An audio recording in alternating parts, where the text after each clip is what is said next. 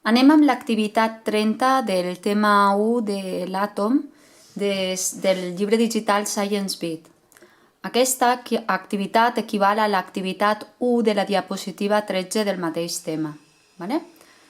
En aquest tema el que es remarcarà és que el nombre d'Avogadro és 6,022 per 10 a la 23 i que representa un mol, és a dir, una quantitat concreta. Quan diguem que un mol sempre és un mol, això es ve a referir a aquesta activitat. Quants mols són 6,022 per 10 a la 23 àtoms d'hidrogen? Això representa un mol d'àtoms d'hidrogen. Si ens fa la mateixa pregunta però per àtoms d'or, serà el mateix. Per tant, direm que es tracta d'un mol,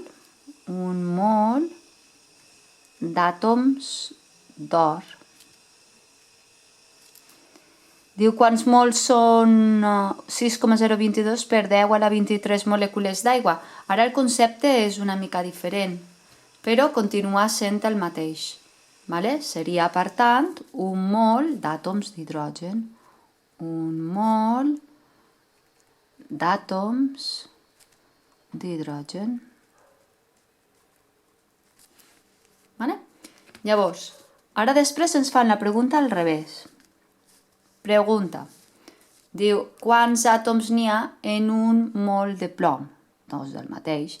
Ara diu que hem d'utilitzar la notació científica i 3 decimals. Per tant, seria 6,022 per 10 a la 23 àtoms de plom.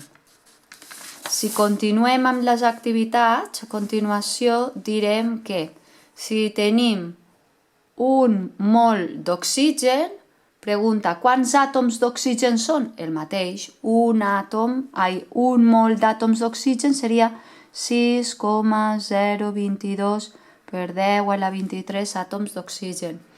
I si ara ens parla d'un mol de molècules de diòxid de carboni, passarà el mateix.